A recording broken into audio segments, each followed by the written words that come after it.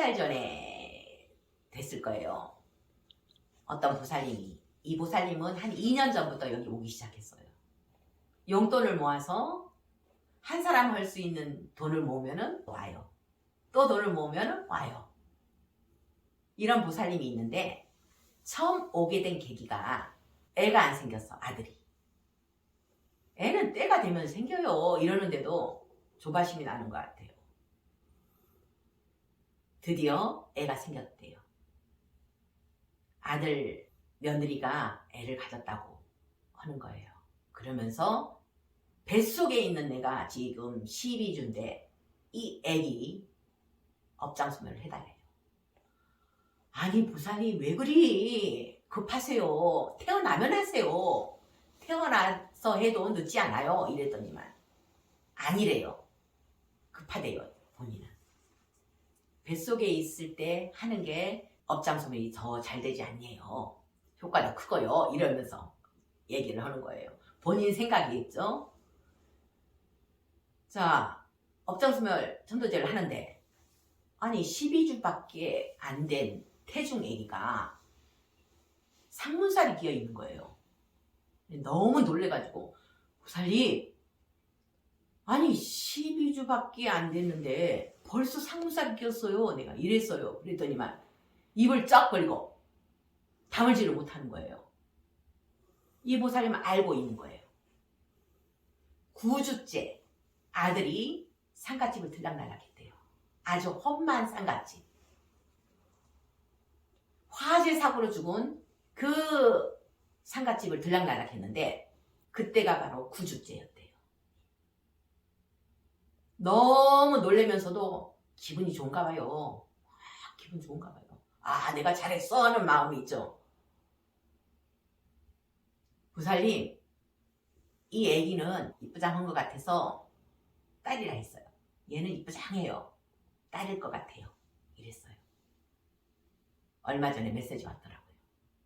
스님, 여자애래요. 신통력이 생겼나? 그게 아니에요. 법화경대로 실천하게 되면 800가지 공덕, 1200가지 공덕, 안이비설 신의 공덕 중에서 태중 아기가 남아인지 여아인지 알 수 있는 신통력까지 생긴다는 게 바로 법화경대로 실천하면, 그 말씀대로 평등성을 실천하면 이렇게 볼 수 있는 능력이 생긴다고 나와요. 귀신의 힘으로 보는 거 아니에요. 집중해서 보니까 이쁘장하니까 여자애를 한 거죠. 자, 상문. 다시 한번 이 상문에 대해서 강조하기 위해서 제가 이 얘기를 꺼냈어요. 한 석 달 반 정도 됐는데 어떤 보살님이 죽어가는 거예요. 하루가 다르게. 시름시름 잠도 못 자고 먹지도 못하고 먹으면 다 토해버리고 저한테 전화 왔길래 아 그거 상문 낀 것 같으니까 상문 처방하세요. 그러면서 무시래기 일러줬어요. 그걸 3번 했는데도 반짝하고 말더래요. 아휴 어쩔 수 없구나. 해줘야 되겠구나. 오라 했어요. 그래서 업장소멸 기도를 한 거예요. 했는데 상갓집 갈 때는 이렇게 임금왕자를 쏘고 갔대요. 그게 문제가 아니고 그 상당한 집에서 친하다고 초대를 했대요. 49제 끝나기도 전에. 초대를 해서 그 집에 갔는데 그 할머니 항상 기거하던 안방문을 딱 여는 순간 뭐가 한기가 싹 들더래요.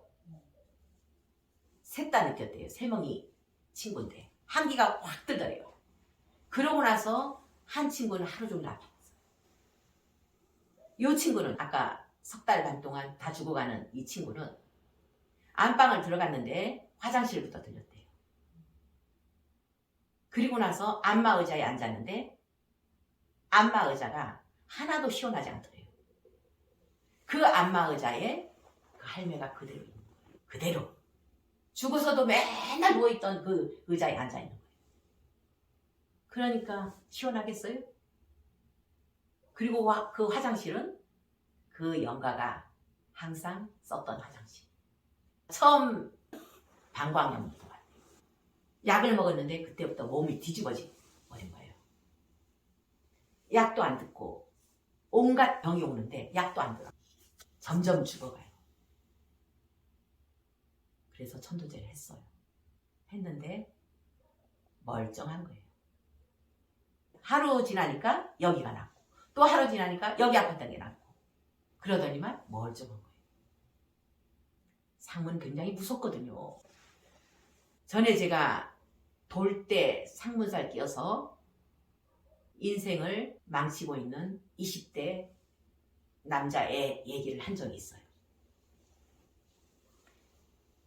얘는 전생 보니까 엄청 출세할 애예요. 겨우 여기에서 이런 허접한 직장이 아니었어요. 이 전생을 보면. 근데 상문 끼어서 겨우 여기에 머물고 있는 거예요. 그리고 하루에 술 한 병은 꼭 먹어야 된대.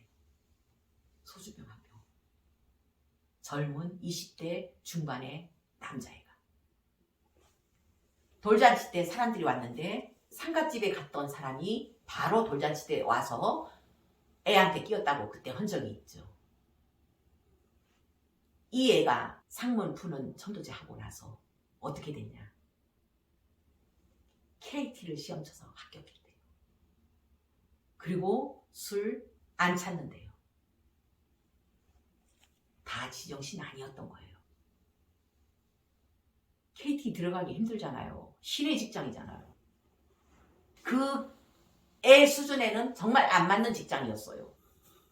대기업을 들어가거나 아니면은 이런 공사를 들어가거나 했을 그런 운명인데 상문살 때문에 싹 운명이 바뀌어버렸던 애예요.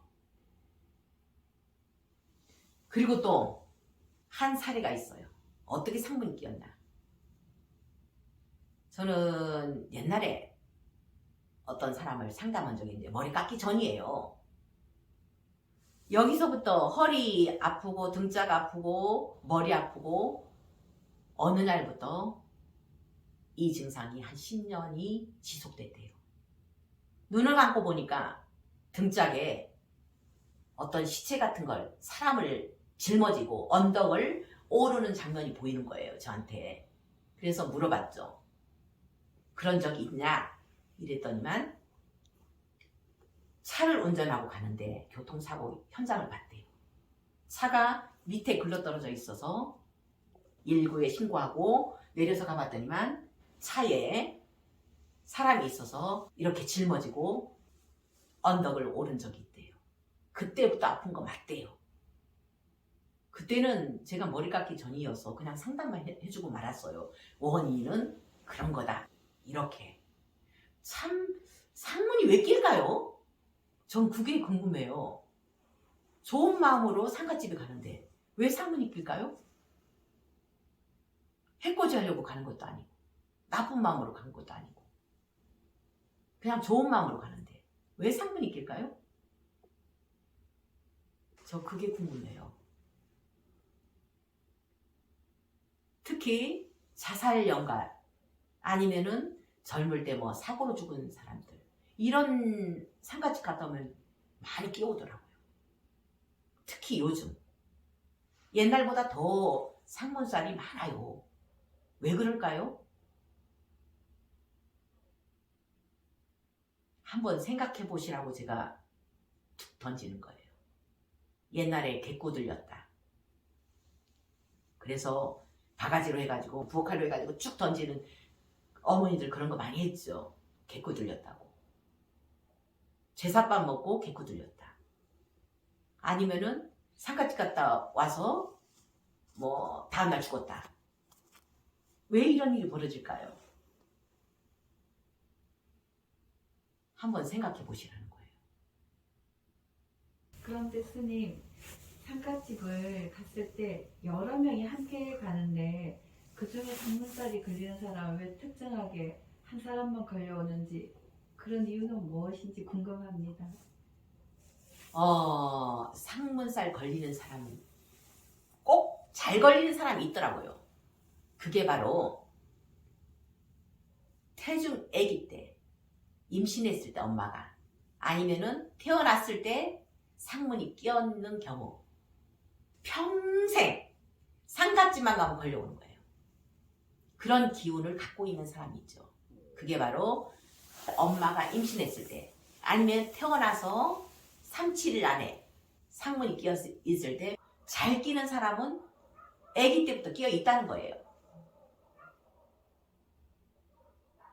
아기 때부터 상문이 끼어 있는지 안 끼어 있는지 알려면은 엄마들은 이거는 상식적으로 알아야 돼요. 밤에 까무러치게 온다든지, 아기인데 자주 아픈다든지, 그래서 병원에 들락날락 한다든지, 이러면은 거의 상문이 끼어 있어요. 태어난 아기들은 아플 일이 없잖아요. 건강한 몸으로 태어난 이상. 근데 매일 병원 왔다 갔다 한다든지, 그리고 밤에 안 자고 까무러치게 놀래고 막 운다든지, 이러면은 상문 끼었다는 증거예요. 그럼 이렇게 끼어 있으면은 살면서 상갓집만 가면 붙어와요. 그럼 계속 누적되는 거예요. 계속 누적돼서 결국에는 하는 일도 안 되고 평생 걸림돌이 되는 게 바로 상문살이라고 했잖아요. 대답이 됐어요? 멍멍이들, 뱀, 이런 짐승들은 자기가 죽어가는 거를 살려줬다고 절대로 해코지 안 해요.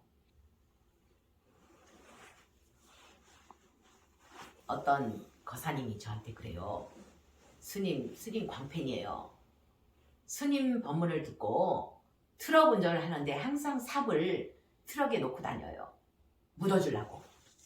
고양이 여러 마리 묻어줬대요. 어느 날 꿈속에 고양이 한 마리 나타나더니만 얼굴을 핥아주고 가더래요. 고맙다고 하는 거잖아요. 전에 내 아는 스님 이야기를 한 적이 있죠. 시골길을 가고 있는데 금방 차에 치여서 죽은 고양이를 연불해서 옆으로 치워줬더니만, 운전하고 가는데 뒤가 섬뜩해갖고 백미러를 이래 뒤를 보니까 그 고양이가 절을 하고 가더라고. 흔적이 있죠. 짐승은 은혜를 꼭 갚아요. 제가 처음 고양이를 손대기 시작한 게, 처음에는 해코지 당할까봐 손을 안 댔어요. 처음 손대면서 내가 해코지 당해도 좋아, 나는 이거 치울 거야, 이런 마음으로 치웠는데 아무 일 없는 거예요. 그때부터는 치우기 시작한 거예요. 지금 와서 생각하니까 인간의 편견이었던 거예요.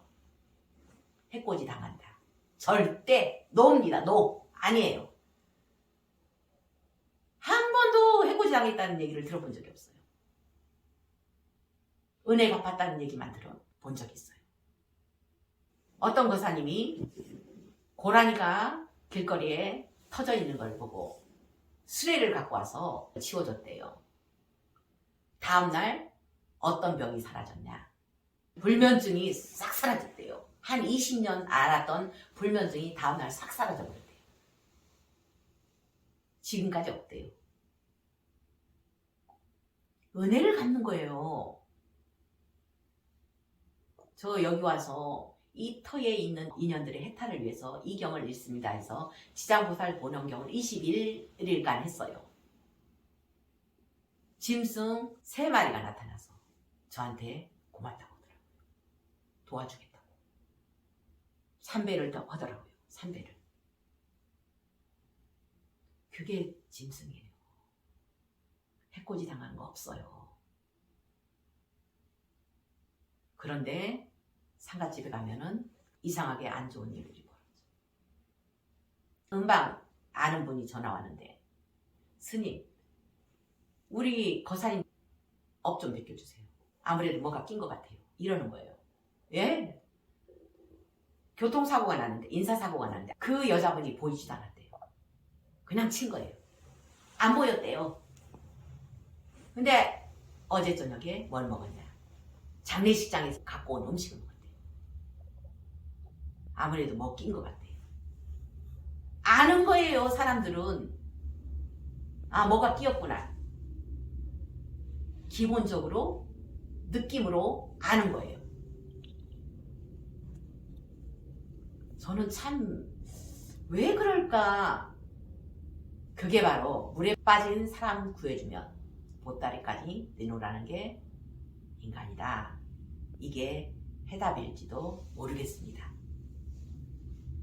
사람은 육도 중생 중에서 가장 욕심이 많고 한이 많은 존재예요. 다 한이야. 이거 못한 것도 한, 저거 못한 것도 한.